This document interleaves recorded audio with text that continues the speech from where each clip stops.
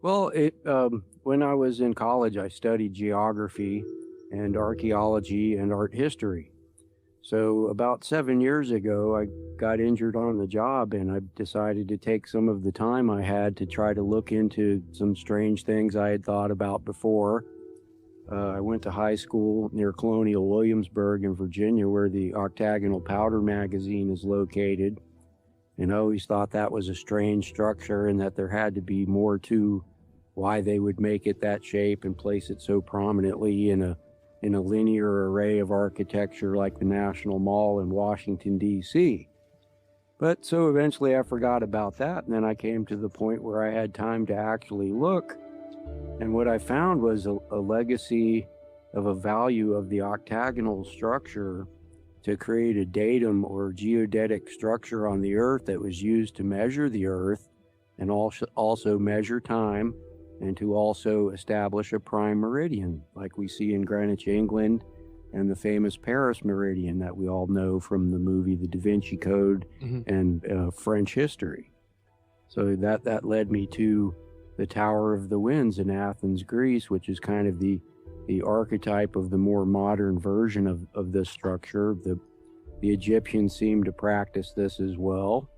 And, Mesopotamian cultures and probably the Indus River civilizations in India as well had developed some form of this, but we see it getting a little more refined in the Tower of the Winds because they had a clepsydra or water clock in the Tower of the Winds that worked off of steady water pressure.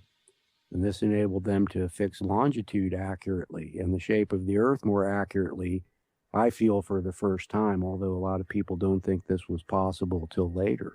So we see the whole progression of this being adapted by Roman Constantine the Great, having built 4 octagonal structures, and among them, little known to many people, I believe that Constantine built an octagonal structure on the Temple Mount in Jerusalem and was buried beneath it. The way the same powerful entities legally described their own property was tied into this. So there is a practical side of it too, as well as you see, like all the beliefs you're referring to being part of their faith and all the tenets of geomancy, or even establishing an Axis Mundi, and the area that it defines is known as a templum, was all involved in the priesthood. And during all of these more ancient times in history, you see a propensity for them to absorb hyper-intelligent people and search them out and recruit them into these priesthoods.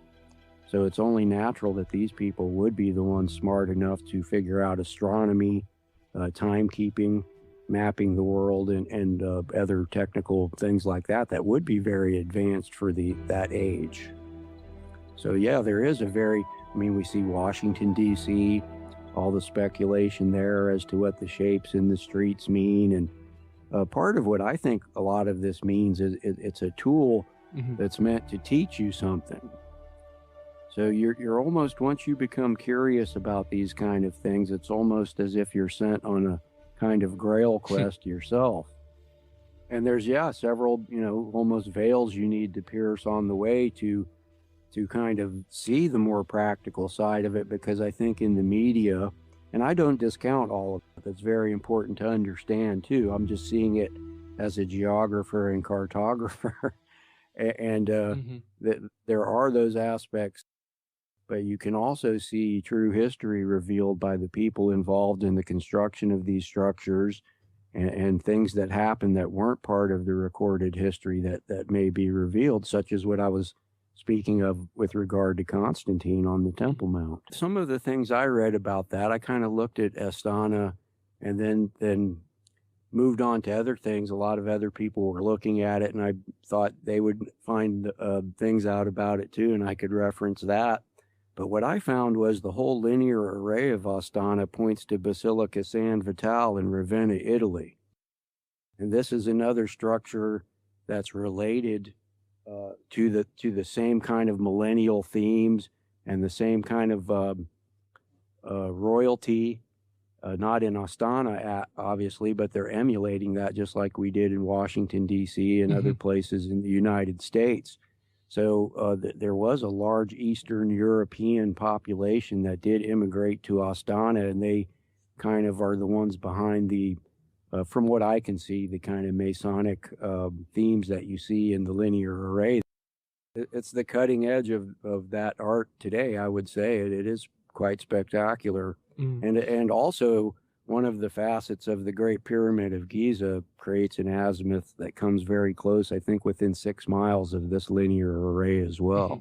This speaks to kind of the mystery quest that I was talking about later that you might be sent on, that I think that these people thought it would be better to encode these things in it because they realized it was hard to teach this to everyone themselves during the time in which they lived. So there, it relates to the concept of the pillars of Boaz and Yakin in masonry, where all the concepts of science and math were inscribed on those to survive. Even into the modern day, we see places like the Georgia Guidestones and the star chart at Hoover Dam. That's what they also call the ceremonial pillars in the Masonic Hall, and those are featured in the Book of Enoch as well, as having mathematics and geometrical concepts inscribed on them in order to survive a catastrophe. They appreciate the geometry and the mathematics and astronomy that fit with all of the lore of astrology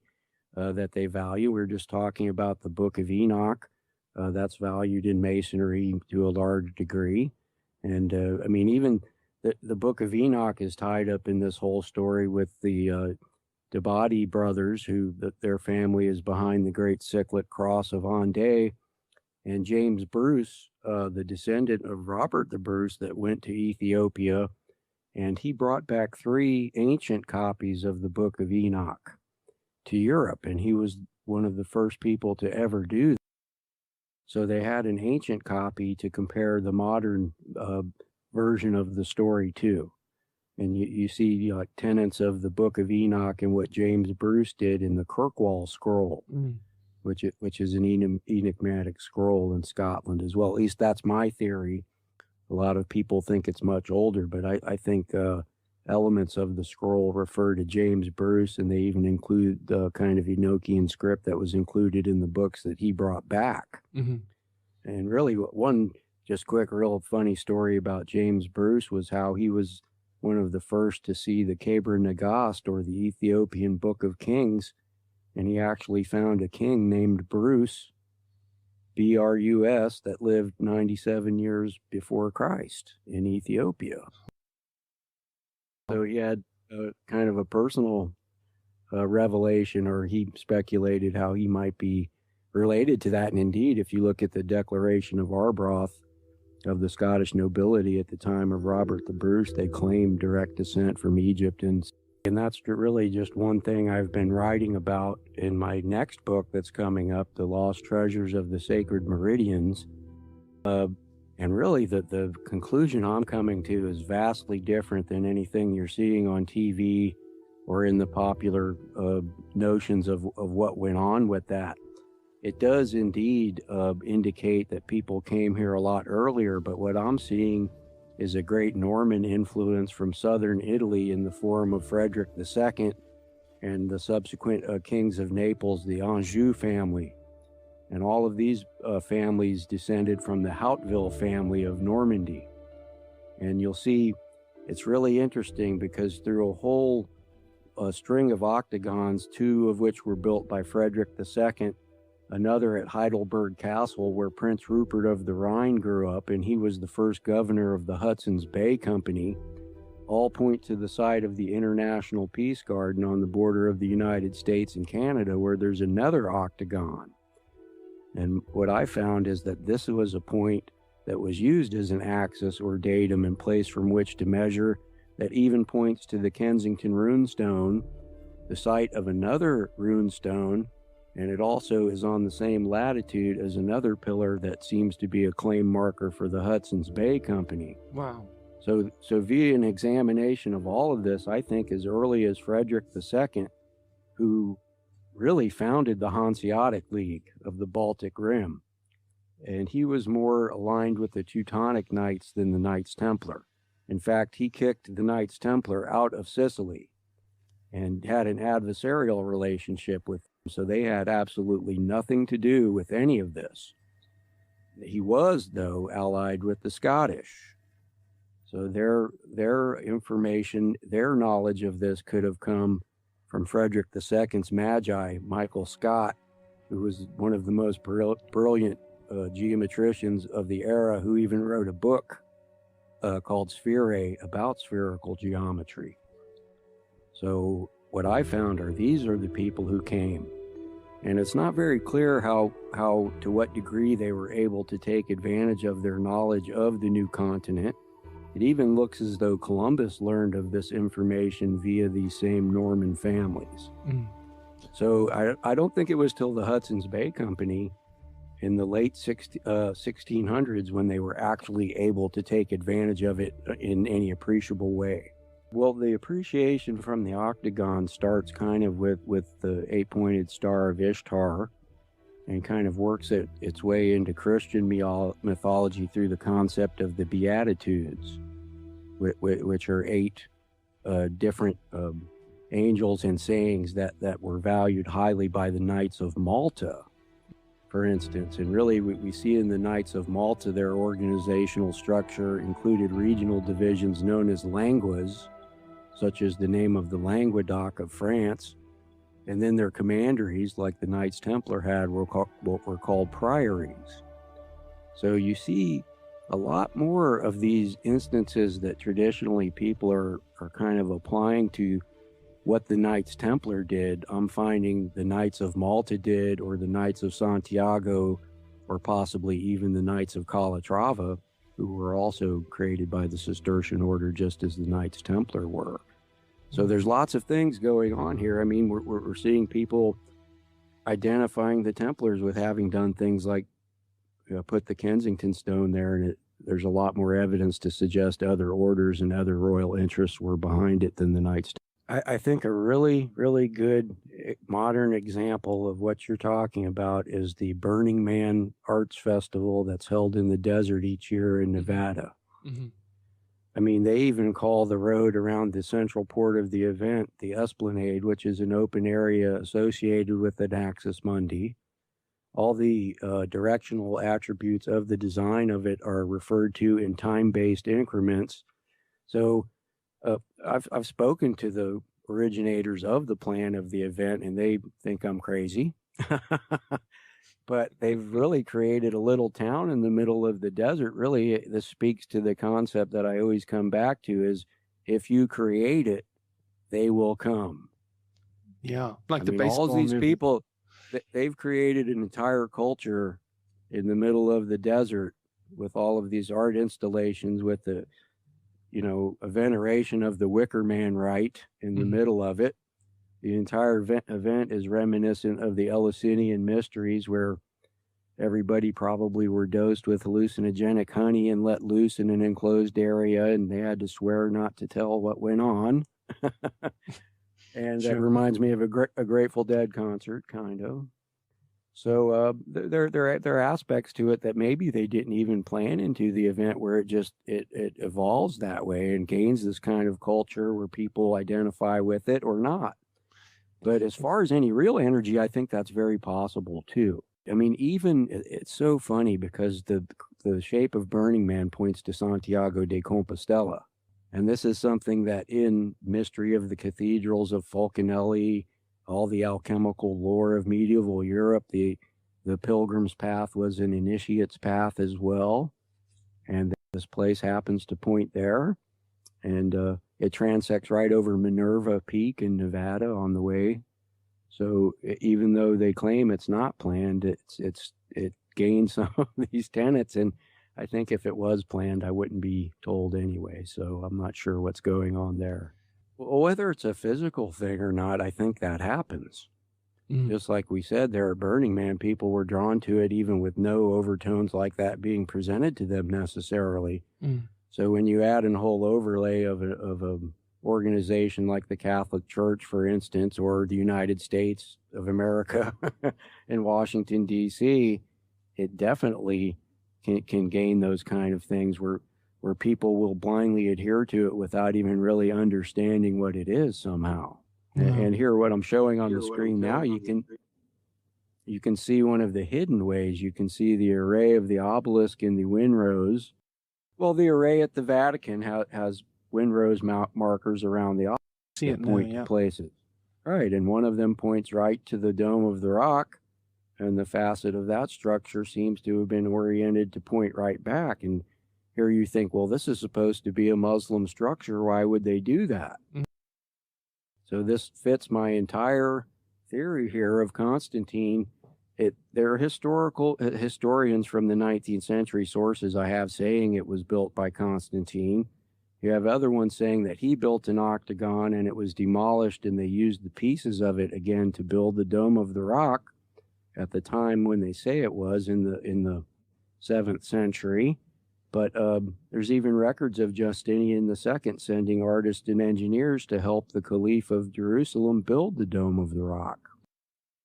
So there's a lot of imperial manipulation and things like that that could indicate something else is going on there. I mean, in addition to that, this octagonal structure is just not a Muslim form of architecture. You have a clear lineage of Roman and Byzantine rulers. Charlemagne built a copy of the Dome of the Rock at Aachen Cathedral.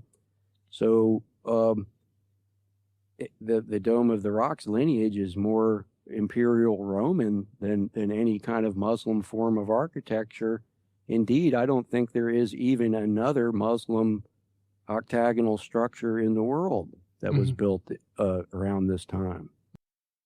So many architectural historians point to the Dome of the Rock as an oddity that really can't be explained away. Even the architectural elements are pointed to, the actual columns and cross members and everything are pointed to as being Byzantine in design. I haven't found too much that actually points to there, but the Bohemian Grove is oriented on the exact 123rd degree of longitude, which is kind of interesting. The whole area has an interesting history with the Order of Oddfellows and other secret societies that held similar meetings there. So one of the things we're seeing there is a combination of all these different groups using that place for their rituals and initiations and things like that as well. But the Burning Man, a lot of people point to it as being similar to the Bohemian Grove. And that's possible. I mean, a lot of people bring items to throw into the Burning Man that's similar to the cremation of care ceremony at Bohemian Grove. I'm not so sure that for instance, the Bohemian Grove is as insidious as it's been presented to us by Alex Jones or other people. It's kind of like a big college fraternity on steroids with people who do have real power. So that is more of what I would fear from it than any real occult energy or force or anything like that. Have those concepts identified with them. I mean, we've been seeing a lot of stuff about pirates lately. I mean, the whole Masonic concept of having the skull and bones to look at to contemplate your mortality, to show you that life is only so short. You only have so much time on the earth that, when the pirates ran the Jolly Roger up, they were saying, you better contemplate your mortality right now. Wow. and behave accordingly in a way. So there are Masonic connections to things like that, and you always do see those connections.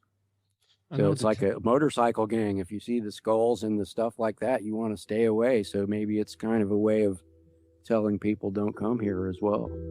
And a lot of people don't know this either, that when Sir James Douglas, now he was named for Santiago, his uncle, James Stuart, the 5th Earl of Stuart, was the first person really to be named in the English line of kings to be James. And that was his uncle. So he actually took Robert the Bruce's heart to Santiago de Compostela. Wow. Prior to the Battle of Teba, where the famous story about him taking the heart into battle, which I think is a total fairy tale, and these men survived and did other things. But with regard to the skull and bones, you have the Knight Moir, or this is the Muir family, actually including the skull and bones on their family arms, because he was one of the knights that returned the remains of the missing knights of Teba to Scotland. So after that, and this is at about 1330, it was adapted as a part of his family arms, as well as the all-seeing eye. So the Moir family, or the Muir family, has two really well-entrenched Masonic symbols in their arms before Masonry. I think even the powder magazine in Williamsburg is how Thomas Jefferson was initiated into all of these mysteries.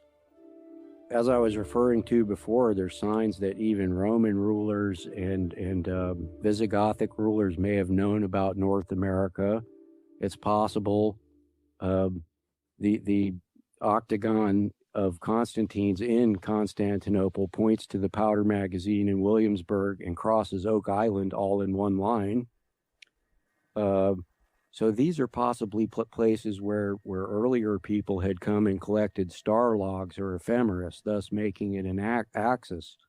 So if they had collected star logs from where the powder magazine is, for instance, they could compare it to the site of the Vatican or anywhere else where a star log had been collected. So I think people really weren't able to, as I was saying, to take advantage of it until later. So even the date range that Scott Wolter has on the Kensington runestone is around that time, but I think it was a little bit earlier than that people had came and collected a star log from where the International Peace Garden is. So as time progressed, the first families of Virginia and Pennsylvania and New England all included members who were privy to this information via the Stuart family. And even the first colonial governor of Virginia, Alexander Spotswood, who built the powder magazine, is directly descendant from Robert the Bruce, and built this structure that points to the International Peace Garden. And not only does it point there, but at the Peace Garden, they've constructed a Masonic compass and square-shaped building that points back to the powder magazine. And I'll bring some pictures of that up. But that's incredible, because that, to me, shows knowledge of what I'm talking about on the part of the people who manage the Peace Garden now. So that's a pretty incredible association. The Stuart family indirectly is behind the establishment of the International Peace Garden as well in 1932. The Eaton family, who owned a department store chain in Canada, were on the board of directors, and they are Stuarts. It's amazing too when you find, structures like this, and then go look into the background of who built them and find really quickly that the same families and people were behind lots of them. And this does start at the Vatican. We know Constantine built the old St. Peter's there, and the whole new array of the Vatican points right to the royal district of Constantinople, where they had his son and grandson had another Egyptian obelisk erected there. So it's all a plan. And sometimes what's really interesting, it's hard to discern because these things are carried out in different eras at different times. They might collect a star log somewhere, yet not add a tower or structure there for another 100 years. Right. And if you look at Paris and Rome, you can see Washington, D.C. was definitely inspired by the layout of both of those cities. And Rome is incredible too, because the way they've uncovered a lot of the, ruins there, you can see where different rulers were making different alignments and how some of them allied with each other. And that's really one of the groundbreaking things I've just discovered here in the last week, is that in the alignment of the Forum of Trajan and Julius Caesar, both of those fora are aligned with each other, kind of like a linear. This is the earlier evolution of what we see at the Peace Garden. At the southern end of this alignment, Emperor Vespasian added the Temple of Peace to this alignment. This Temple of Peace, with the alignment of the Forum of Julius Caesar and Emperor Trajan, points to the International Peace Garden. So at the Temple of Peace is where the menorah was stored that was looted from the temple when Titus sacked the temple, inferring that there's something at the International Peace Garden, all told to us in metaphor and suggestion, using symbols in art history, that there's something there very important. And also, the Peace Temple reveals that a library was possibly taken from the Temple Mount as well. Wow. Because Emperor Theodosius, the Ostrogothic emperor, built a library there as well, the Peace Library. And not only that, it kind of infers that they knew that the Earth could go through catastrophic changes. And that kind of accounts for the millennial themes that you see at many of these structures. Mm-hmm. Where, again, back to the Georgia Guidestones with the messages there, that's the most obvious kind. But even if you look at Basilica San Vital in Ravenna, who Theodoric had a hand in building, the man I was just talking about, you see the mosaic of Christ Pantocrator there, and he's beardless with short hair, dressed in Byzantine royal purple, but he's holding the 7 seals in his hands. So a lot of this is suggestive of, like the Pillars of Boaz in Yakin, I think a lot of these structures starting after Constantine especially included information like this, and they also included, you start to see a lot of them having sundials, mm-hmm. a way to sight the pole star, mm-hmm. a way to calculate the equinox, mm-hmm. and things like that will begin you sort of on this quest of knowledge. That's the same way all science and technology originally developed in the history we do. So there are a lot of, even Coral Castle in Florida, I believe is one of these structures. We discussed how the Dome of the Rock and the Vatican point to each other. If you go the exact opposite direction of that alignment, it leads to Coral Castle. So the Dome of the Rock and the Vatican point to Coral Castle in Florida. Wow. All in one line. Then if you extend the line to Cozumel Island in Mexico, this is the first place where Spain claimed Mexico. And I found that too, like the Dome of the Rock points to the Solomon Islands in the south. So they're using these structures actually to claim property. Right, and that's true. And then later you see the Masonic factions kind of adapting the same strategy with their secular notions of not making that a factor, where people from different religions could work together to get something done against this kind of vast royal influence that you were referring to. I mean, in some cases, the Masonic factions worked with the royal factions, and then in instances like the formation of the United States and the establishment of a republic in France, we see the opposite. I see that there, but I also see a lot of things that have been done that show that history is different, that just seems to be okay as well. I mean, all of this does infer an alternate scheme of history. If you look at the Peace Garden and the whole scheme of things evolving from Frederick II to Prince Rupert of the Rhine to Frederick the Great of Prussia, this is all involved in the Jacobite movement of the exiled kings of Scotland and England, who played a huge hidden hand in the creation of the United States. I mean, every time there was a Jacobite revolt in Scotland or England, a lot of the refugees would come to America or the Baltic Rim. So you can see the influence of even an intelligence network in colonial America that's composed of these people that have these values. And that's why it's interesting to see later all of these tenants going into places like Washington, D.C., and Thomas Jefferson building his 3 octagons that all point to amazing places like Roslyn Chapel and the Sans Souci estate of Frederick the Great and the King's Knot at Stirling Castle. So Thomas Jefferson is showing you who his allies are and who his influences are and who his allegiances to. So Frederick the Great, you even see subsequent, you see the monarchy, the King of America, being offered to Bonnie Prince Charlie, a Jacobite exiled king, and Prince Henry of Prussia, Frederick the Great's brother. So there was a big movement to have a royalty in America, and there was kind of factions in the United States that obviously on either side of that issue. And you kind of see the Jacobite faction favoring the monarchy in the United States, and people like Thomas Jefferson and John Adams being against that.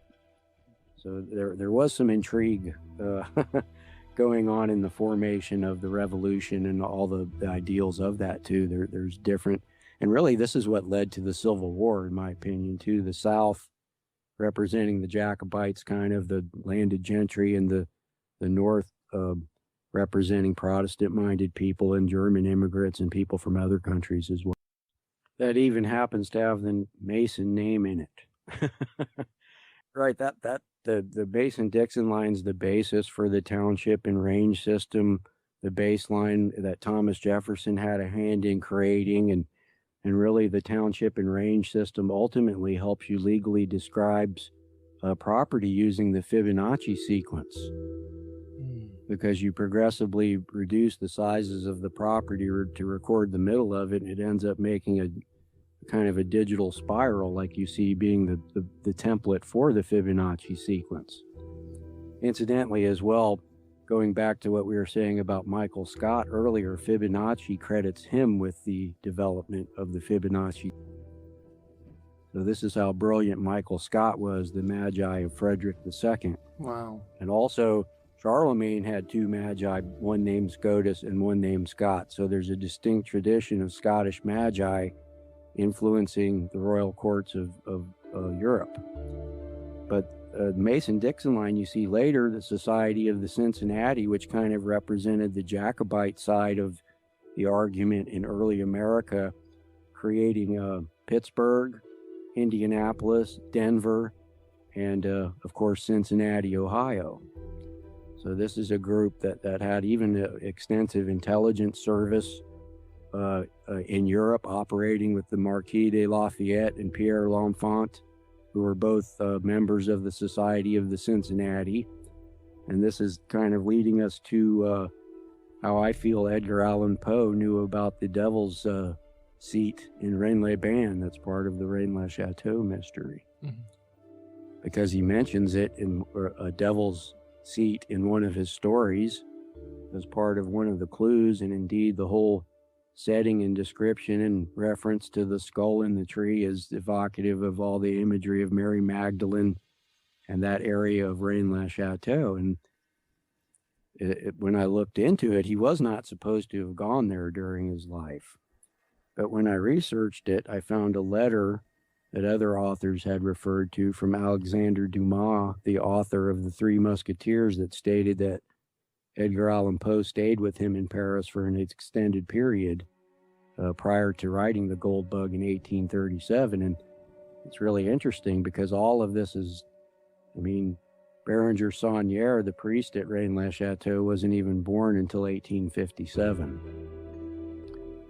So there's lots of information, even the Cassini family being involved, the premier astronomers of the day who helped to ground truth the Paris meridian, Francois Arago, who was directly associated with the Debati brothers, who are responsible for the Great Cross of Vendée. So there's this whole web of astronomers and people like Thomas Jefferson and Benjamin Franklin that were associated with these people when they did spend time in France. So it makes a lot of sense that Americans were aware of all of these secrets and even used them to their advantage in investigating royal interests that may be against the establishment of a republic in France. When I first started to do it, I would just find structures that seemed to work this way. After a while, when I started to, study the origins of the Tower of the Winds and how it worked and what it was for, what its function was, you could follow the philosophy through time. And you can see the royal entities becoming knowledgeable about. And it's always been like that. Even land surveying, like in 19th century England, was dominated by the gentry, gentlemen's clubs and such. So if you just look at the structure and who built it, and you look at the places that it might point to, often you'll find one or two other places that may be associated with the same family as the person who built the other structure, or the same organization. And for instance, we see the Tower of the Winds at Shugborough Hall pointing to the Tower of the Winds at the Mount Stewart estate in They point to each other. Two reproductions of the Tower of the Winds. Then you have the King's Knot at Stirling Castle points to the star in the landscape of Rennes-le-Château, with the star pointing back, and the line crosses the Tower of the Winds at Shugborough Hall. Wow. So they're setting up a talismanic landscape similar to one of these linear parks, but on a much larger global scale. I note other people trying and not getting it, but after a while you'll use genealogy and the same characters, an organization like the Hudson's Bay or the Holy Roman Emperor. If you follow all those, they all did this, so it becomes obvious pretty quick. And even within their symbology, you can see that the Heaven's Gate symbol, it looks like a little snowflake, an octagonal representation of crossed lines. That means Heaven's Gate. And so that's where they were doing their astronomy from. The Heaven's Gate, and this whole concept maybe got twisted around a little through the TV show Stargate. and plus, there is a 19th century, at least, a belief that a lot of these axes did involve like time-based vortexes and things like that. So there is an occult belief and things like that associated with the more modern versions of what's going on in Girona and Rennes-le-Château. If you even go back to Girona, Charlemagne's involved all in that. The only book I'm marketing now is called The Sacred Towers of the Axis Mundi, and there's a link to it at my blog, survivalcell.blogspot.com. It's available on CreateSpace or Amazon. And my last book was called Axis Mundi, but I'm taking that down for sale because really in this new book, I've updated and informed everybody a lot better about some of the subjects I covered in there, and I covered a little bit of the same ground. So I'm going to just sell the later book. But here coming up soon, within just a month, no more than a month, I'll have another book that includes solutions to the Rennes-le-Château mystery, the octagons of Thomas Jefferson. It'll tell you all about what I hinted at about the International Peace Garden, and it'll document all of these German Norman families that seem to have kind of a hidden hand that people mistake more for England and Scotland because of Prince Rupert of the Rhine, who was English as well. He was a Stuart, Habsburg, and Anjou. I would agree with that, but also not to be overlooked, or the way the same powerful entities legally described their own property was tied into this. So there is a practical side of it too, as well as you see, like all the beliefs you're referring to being part of their faith, and all the tenets of geomancy, or even establishing an Axis Mundi, and the area that it defines is known as a templum. Was all involved in the priesthood. And during all of these more ancient times in history, you see a propensity for them to absorb hyper-intelligent people and search them out and recruit them into these priesthoods. So it's only natural that these people would be the ones smart enough to figure out astronomy, timekeeping, mapping the world, and other technical things like that would be very advanced for that age. So yeah, there is we see Washington, D.C., all the speculation there as to what the shapes in the streets mean. I went to high school near Colonial Williamsburg in Virginia, where the Octagonal Powder Magazine is located. And I always thought that was a strange structure, and that there had to be more to why they would make it that shape and place it so prominently in a linear array of architecture like the National Mall in Washington, D.C. But so eventually I forgot about that, and then I came to the point where I had time to actually look, and what I found was a legacy of a value of the octagonal structure to create a datum or geodetic structure on the Earth that was used to measure the Earth and also measure time, and to also establish a prime meridian like we see in Greenwich, England, and the famous Paris meridian that we all know from the movie The Da Vinci Code and French history. So that led me to the Tower of the Winds in Athens, Greece, which is kind of the archetype of the more modern version of this structure. The Egyptians seem to practice this as well. And, Mesopotamian cultures and probably the Indus River civilizations in India as well.